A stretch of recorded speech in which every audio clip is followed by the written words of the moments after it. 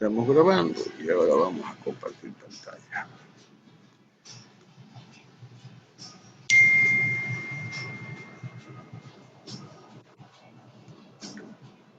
Bien.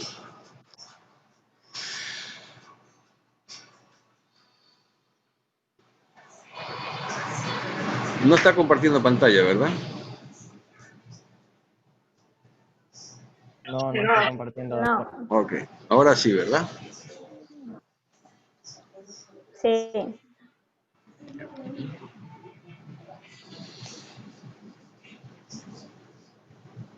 Bien. Entonces, vamos con este síndrome del maullido del gato.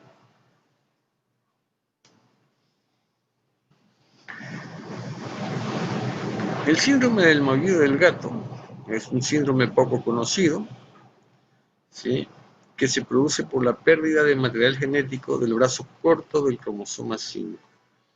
¿Se acuerdan cuando hablábamos de una alteración también de un brazo del cromosoma, parece que era 10, el X, del cromosoma X, perdón. ¿Sí?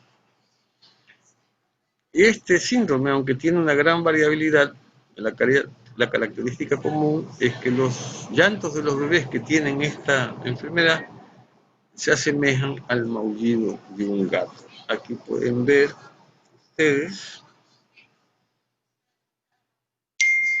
¿sí?, donde está la alteración en el brazo corto del cromosoma 5. Este síndrome de maullido del gato fue descrito inicialmente por Jérôme Lejeune en 1963. Tiene una prevalencia de 1 por cada entre 20.000 y 50.000 niños o nacidos, y es predominante en las niñas más que en los niños. ¿Cuáles son las características clínicas principales de este síndrome del maullido de gato? Bajo peso al nacer, con un promedio de 2.600 gramos, microcefalia, o sea, un cráneo pequeño, con una circunferencia promedio de 31.8 centímetros, cara redonda, puente nasal grande, hipertelorismo, pliegues epicánticos, fisuras palpebrales inclinadas hacia abajo, comisura de los labios inclinados hacia abajo, orejas de implantación baja, micrognatia, dermatoglifos anormales y el llanto que es característico. Estos niños al nacer suelen presentar asfixia, crisis de cianosis, succión inadecuada y una hipotonía, una debilidad muscular generalizada. En el primer año de vida, estos pacientes presentan un retraso del desarrollo psicomotor. Pueden haber malformaciones cardíacas, trastornos neurológicos y renales. Pueden haber lesiones alrededor de las orejas. Sindactilia, o sea, pueden haber dedos extras. Hipospadia y criptorquidia.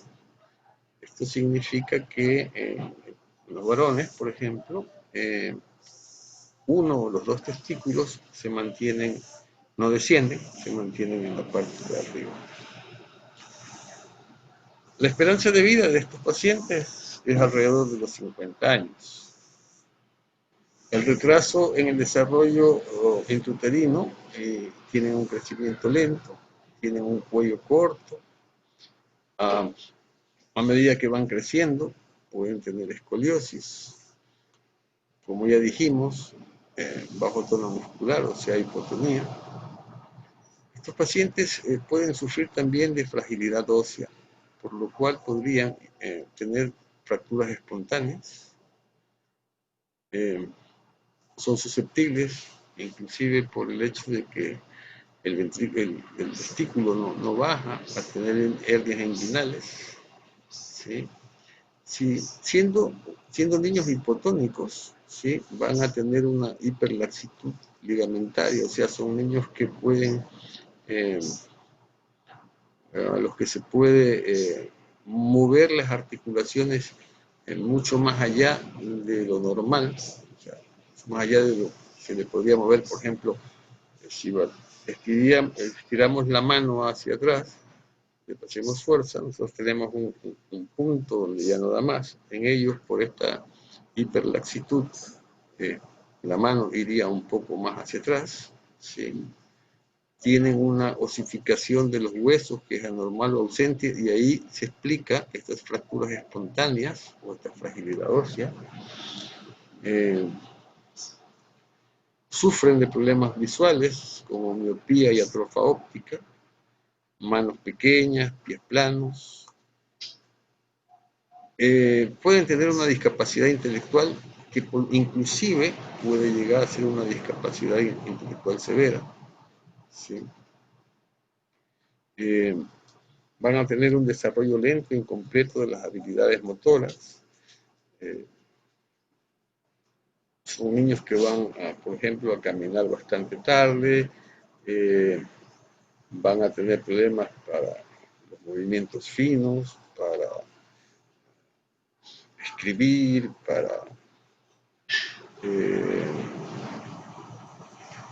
para hacer muchos movimientos.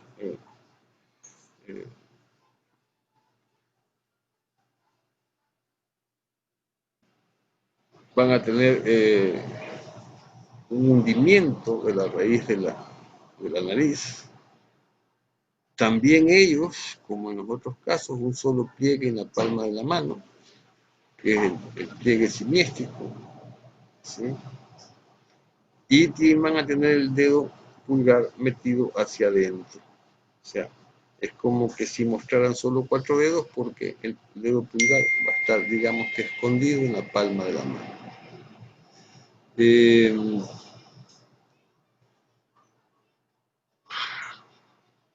¿Cómo se va a hacer el diagnóstico?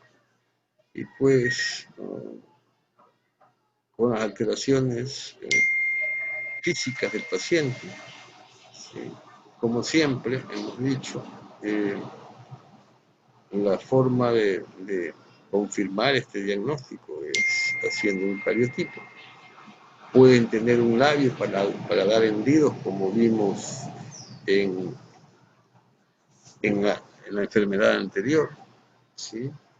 Pueden tener problemas de mandíbula con una mala oclusión dental, hipogenitalismo, o sea,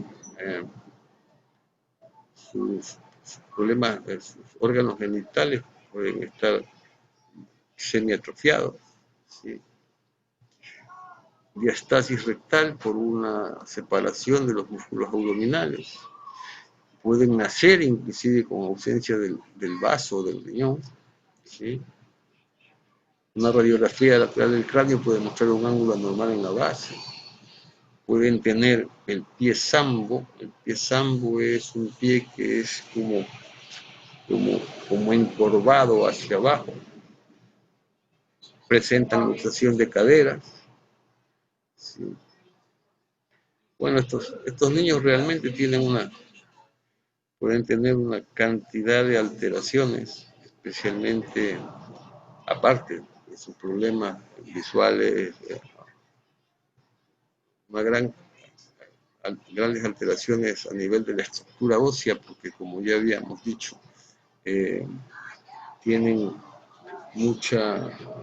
problemas de osificación, ¿sí? Pueden haber malformaciones gastrointestinales, por lo tanto significa que así como los pacientes con Down, que en su gran mayoría necesitaban una cirugía para liberar el sistema gastrointestinal, que muchas veces está ocluido, ellos también podrían entrar en este grupo, ¿sí?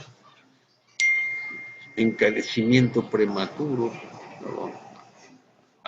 En forma prematura se les va a poner el pelo blanco, canoso, va a haber atrofia cerebral, puede haber hidrocefalia. La hidrocefalia es un aumento de líquido cefalorraquídeo dentro de los ventrículos cerebrales, y eso va a hacer que el tejido cerebral disminuya, ¿sí? Porque al haber un aumento del agua, y para compensar la presión intracraneal, pues el tejido cerebral, al verse empujado, va a disminuir, ¿sí? Esta enfermedad puede presentarse inclusive de forma más grave, con malformaciones del aparato circulatorio, ¿sí? Con el ductus arterioso persistente. Esto significa que los niños, cuando se están formando, tienen una conexión entre los dos ventrículos, ¿sí? O en el caso, este es un conducto que en los niños, cuando están en formación, va de la arteria pulmonar a la aorta, que está presente en el feto, pero que cuando el niño nace, ese conducto ya se cierra. En estos pacientes esa malformación o ese conducto se mantiene abierto, por lo cual va a dar problemas cardíacos. Malformación en el aparato urinario, con testículos pequeños, criptorquidia, que ya lo habíamos dicho, o sea, los testículos que no han descendido. Habíamos dicho anteriormente que podían estos niños no nacer sin riñones, y aquellos que nacen con riñones pueden tener anomalías del riñón.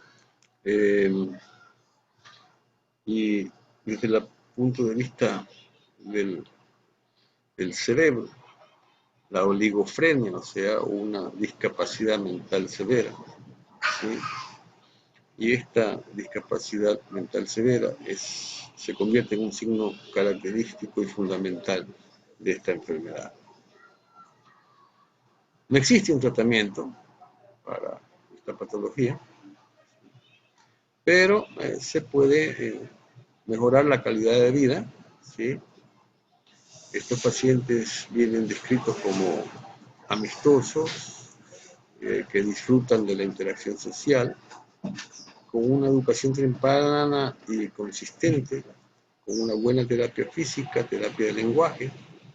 Estos niños con un síndrome de la lesión del brazo corto del cromosoma 5,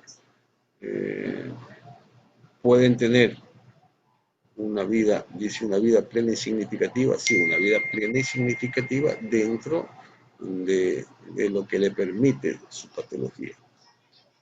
Lógicamente, estos pacientes tienen que ser tratados por un equipo multidisciplinario, entre los cuales estarán médicos, especialmente el pediatra, y dependiendo de las alteraciones que tenga, pues si tiene problemas en los riñones, tendrá que ver un urólogo, el neurólogo, si es problema cerebral. Van a necesitar el soporte psicológico, soporte logopédico, fisioterapeutas, perdón, para ir desarrollando o tratando de mejorar estas alteraciones que, lógicamente, como hemos visto, son alteraciones de nacimiento.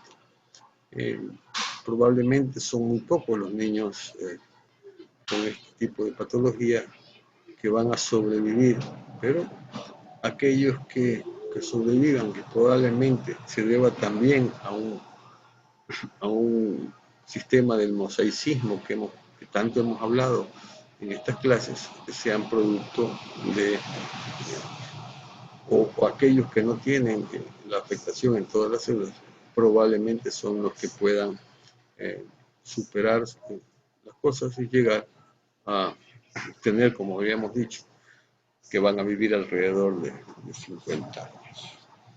¿Alguien tiene alguna duda, alguna pregunta, alguna inquietud respecto a esto?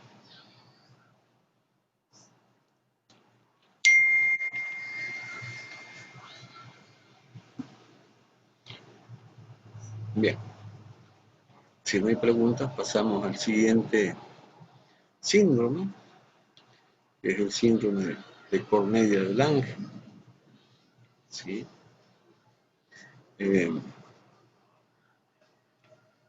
el semestre pasado, en la facultad de medicina, se presentó como trabajo de grado un paciente con este síndrome, con el síndrome de Cornelia de Lange. El síndrome de Cornelia de Lange es una alteración genética poco conocida que conduce a anomalías severas del desarrollo, afectando tanto el desarrollo físico como intelectual del niño. No se conoce exactamente la prevalencia, estimándose que puede nacer un niño uno entre 10 a 30.000. Las características más comunes en estos pacientes, bueno, quiero antes de continuar con eso, quien hizo el diagnóstico de este paciente, en el caso que les comentaba hace un momento, fue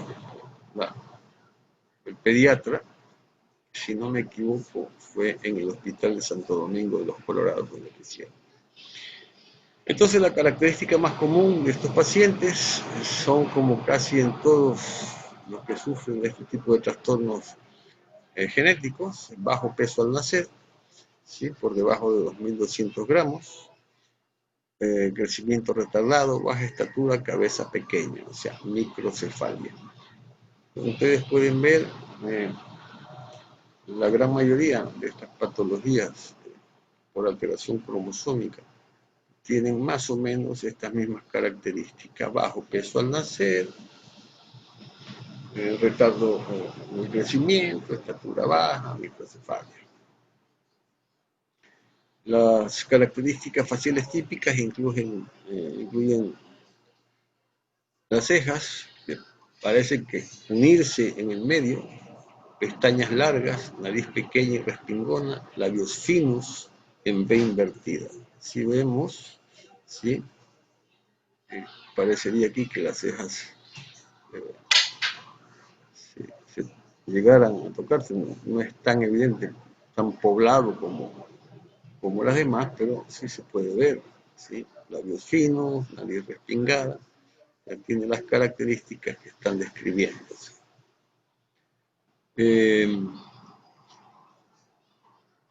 Otra de las características es el excesivo pelo en el cuerpo, que se llama hirsutismo. Por ejemplo, en ciertas mujeres que sufren epilepsia y que son tratadas con un fármaco que se llama fenitoína, uno de los efectos colaterales de la fenitoína en las mujeres, por ejemplo, es eso, el de que les hace salir pelos en todo el cuerpo, y eso se conoce con el nombre de hirsutismo. Manos y pies pequeñas, unión parcial del segundo y tercer dedo de los pies, un dedo meñique curvado, van a tener reflujo gastroesofágico, convulsiones, trastornos cardíacos, fisura de paladar, o sea, también pueden tener ellos un paladar hendido, anormalidades intestinales, que va a dificultar la alimentación, pérdida de la audición y de la visión y retraso en el desarrollo. Como podemos ver, un buen número de estos pacientes, no solo en el caso de este síndrome de Cornelia Lange, sino en todos estos síndromes que hemos venido viendo hasta ahora, ¿sí? Hay defectos cardíacos, anormalidades intestinales, y generalmente van a ser estos defectos cardíacos la causa de la muerte prematura de estos pacientes. En los miembros, a veces va a haber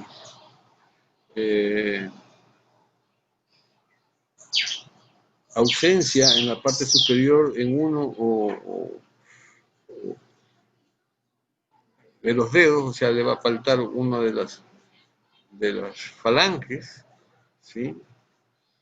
O puede faltar un dedo, o pueden tener un dedo de más en las manos o en los pies, ¿sí? Y esto se ve especialmente en los pacientes que están más severamente afectados. siempre recuerden esto, en los casos más severamente afectados, casi seguro, hay una situación de mosaicismo. Recuerden, el mosaicismo es fundamental en los pacientes que tienen estas enfermedades de tipo genético o cromosómico. Existen algunos pacientes limitación para la extensión de los codos, pero también puede presentarse en varones la criptorquidia, que ya le hemos hablado en el caso anterior, en que no desciende un testículo hasta arriba hacia el paciente. El niño tiene solamente un solo testículo, entonces tienen que irlo a operar para liberar ese otro testículo. Un llanto de tono bajo y en algunos casos un ombligo pequeño.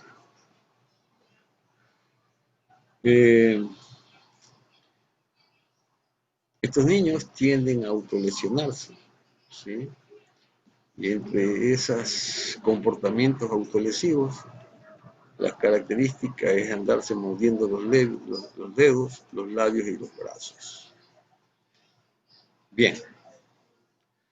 Existen 3 tipos de síndrome de Cornelia de Lange, que varían de grados leves a grados graves. El tipo 1, la forma clásica, los pacientes presentan restricción en el crecimiento uterino, o sea, son niños que tienen ya dentro del útero de su madre un crecimiento muy disminuido. Ellos van a tener un retardo psicomotor de moderado a profundo. ¿Se acuerdan que hace un rato hablábamos de la oligofrenia? O sea, que es el trastorno cerebral más profundo, que sería una discapacidad mental. Malformaciones mayores que causan discapacidades severas o la muerte. O sea, esta sería la forma más agresiva. Después tenemos el tipo 2, que es una forma más leve. Los signos faciales son menos acusados o se presentan más tardíamente. Tienen un retraso mental que es leve o puede que no exista retraso mental. El daño neurológico es leve y los problemas de comportamiento son casi imperceptibles o a lo mejor no existen. En el tipo 2, las malformaciones de los miembros y otros posibles acompañantes son mucho menos frecuentes y graves que en el tipo 1. Y después pues tenemos el tipo 3, que muestra una gran variabilidad clínica. Los rasgos faciales son similares, pero en estos niños la enfermedad no se va a presentar con mucha agresividad, ¿sí? El diagnóstico prenatal es posible en algún hermano, en un caso conocido, cuando se aprecian anomalías de los miembros, retraso en el crecimiento y microcefalia mediante la ultrasonografía. ¿Qué significa esto? Que a veces, si ya existe un caso en la familia, ya el ginecólogo que hace las ecografías de control en la madre podría detectar ya un trastorno en el crecimiento del niño, ¿sí? O especialmente una de las cosas que se mide con mayor frecuencia cuando se hacen las ecografías, aparte del tamaño del niño, es el tamaño del cráneo, y pues van a encontrar ya en estos niños que tienen una microcefalia. Bien. ¿Y cuáles enfermedades se pueden asociar o van asociadas con este síndrome de Cornelia de Lange? ¿Sí? Estos niños van a tener dificultad para la alimentación porque van a tener un reflujo gastroesofágico, ¿sí? Y habrá que tratarlos ya desde muy chiquititos. La gran mayoría van a terminar en cirugía, ¿sí? Para evitar estos reflujos, porque si no, no hay forma de alimentar al niño, van a tener trastornos de tipo respiratorio en el 25% de los casos, ¿sí? Y muchas veces este trastorno respiratorio podría ser consecuencia del reflujo gastroesofágico, o sea, le dan de comer al niño, el niño vomita y parte de ese vómito se va a los pulmones y entonces ellos van a hacer una neumonía por aspiración, pues al entrar el contenido gástrico en los pulmones va a contaminar los pulmones y va a hacer que estos niños hagan, en su mayoría, pues uh,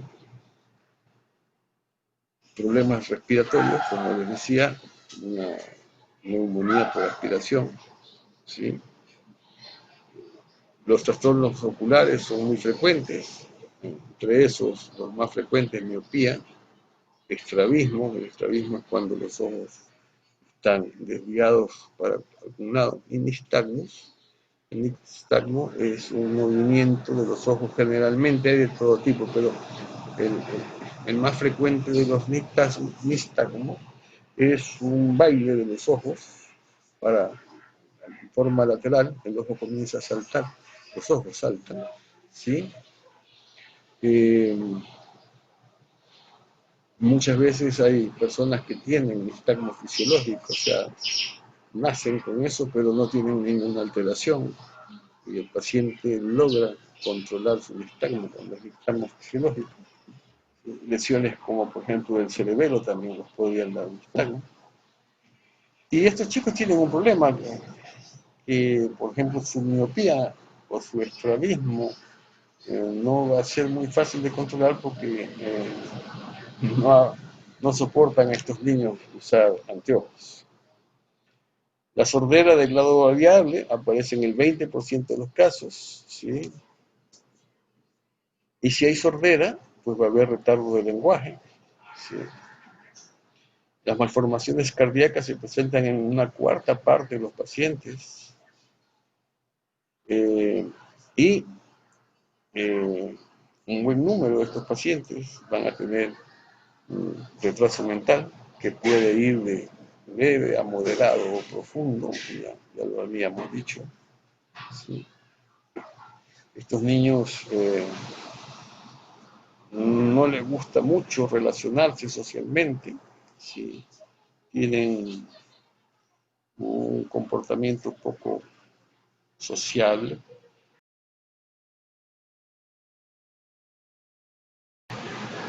Hola chicos, me acabo de dar cuenta que tenía un problema de internet. ¿Hasta dónde llegamos en la clase? Hasta que el niño tenía un problema de asociarse con las demás personas. En el síndrome de Cornelia del Ángel. Sí. Sí, las patologías asociadas. Ya, ok.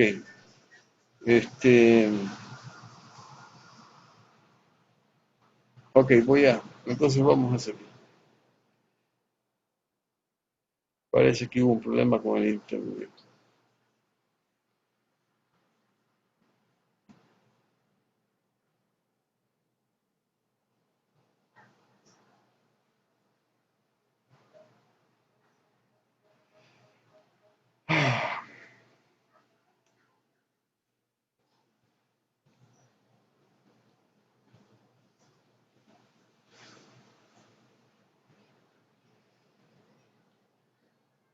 Bien. ¿Sí me están escuchando? Sí. Sí, Dime. se escucha entrecortada. Ya. A ver, ahí. ¿Sigue entrecortado? Yo lo escucho bien. Yo te escucho bien. Ya está Sí. mejor. Yo también lo escucho bien. Ok, es que si están escuchándome entrecortado, por favor apaguen las cámaras, que eso eh, les permite tener una mejor recepción.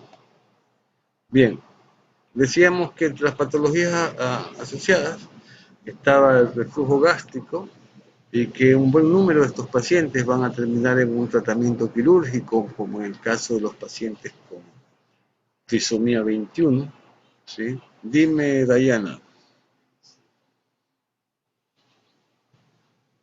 Dayana No, Delgado, que siga nomás.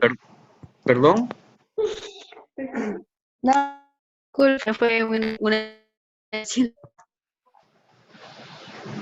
Disculpa, no te escucho bien, te escucho entrecortado. Me está pidiendo disculpas que fue un error, algo así, creo que Ah, alguien ya, le ya. puso por ahí. Ok, bien. Entonces, como veíamos en el Down, o sea, también estos pacientes que tienen problemas gastroesofágicos terminan en un buen número en tratamiento quirúrgico.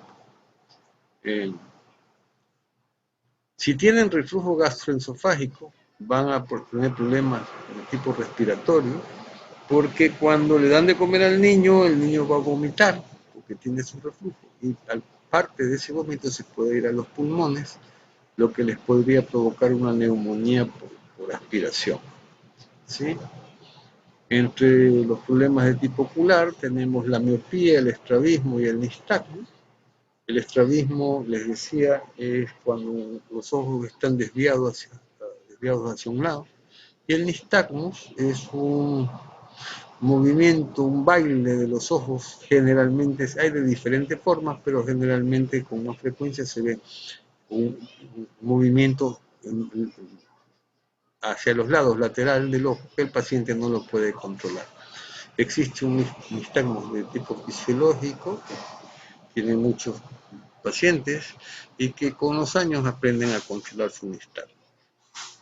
La sordera en estos pacientes aparece en el 20% de los casos, ¿sí?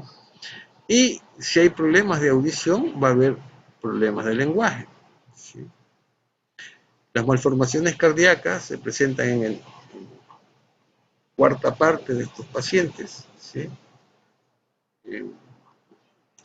Estos niños o estas personas van a tener un retraso mental que va desde un retraso leve hasta un retraso profundo.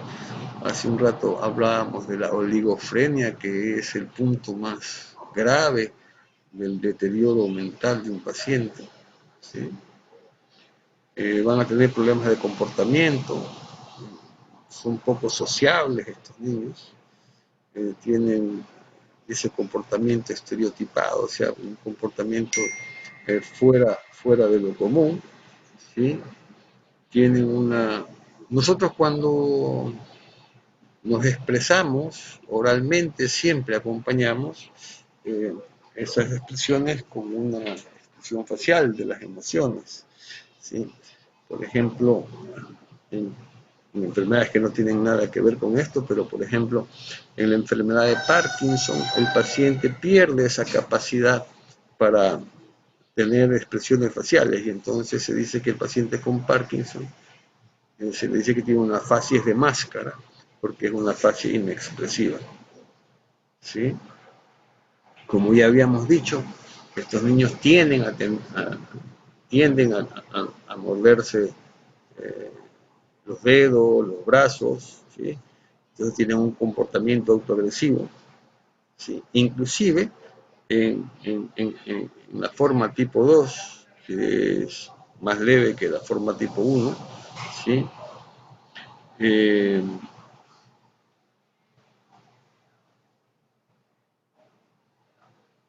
Pero a partir ya del tipo 2, existe un perfil de personalidad que son bastante difíciles, porque dicen esto es así y tiene que ser así y no puede ser de otra manera, lo que hace que tengan una relación social no muy amigable, que digamos. Para el tratamiento, pues hay niños a los que el síndrome se los puede reconocer a simple vista, y existen otros en los que el observador inexperto no nota ninguna característica o comportamiento anormal. La sordera, la ceguera trae muchos problemas para el aprendizaje. Las técnicas de enseñanza que se utilizan con los niños incapacitados de la visión requiere que los sentidos del oído y el tacto estén sanos, pero si el niño, aparte de tener un problema visual, tiene un problema auditivo, perdón, va a complicar las técnicas de terapia, ¿sí?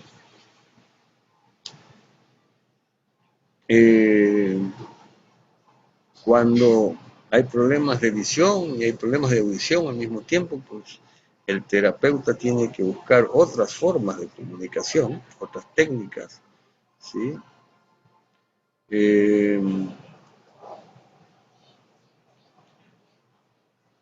Y esto hace que el paciente se ponga tenso, ¿sí? Y hace que sea poco colaborador en el tratamiento.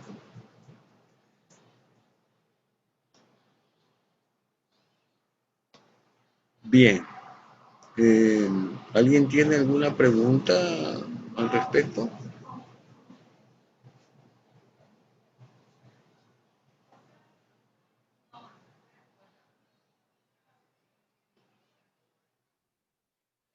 ¿No hay preguntas? Sí, yo tengo una pregunta. Dime. Todas estas enfermedades o anomalías, la causa que más le podemos atribuir es, o sea, son de origen genético, ¿verdad? Sí, o Hereditario, sea, perdón. no sé, generalmente es hereditario, pero como el otro día veíamos, cuando hacíamos el repaso, veíamos, por ejemplo, que siempre hay algún familiar que tiene la anomalía, ¿sí? Entonces, pero no hay una descripción, no hay, en ninguna parte dice esto es herencia recesiva, es herencia dominante, pero si nos ponemos a analizar vemos que sí hay una cierta predisposición.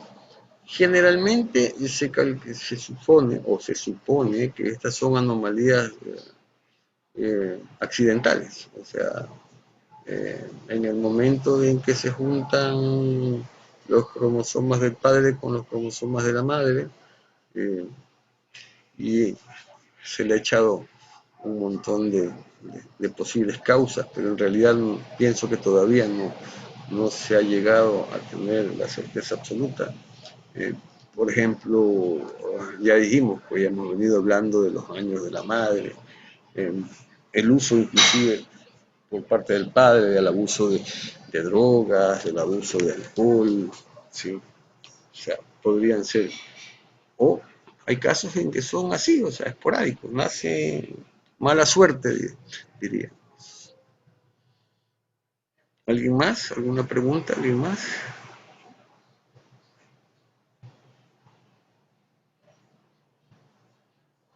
¿No? Bien, igual, por favor, estudien estos dos síndromes y porque el día viernes vamos a revisar estos dos síndromes. Como dijimos, como quedamos, desde ahora para adelante hacemos un tema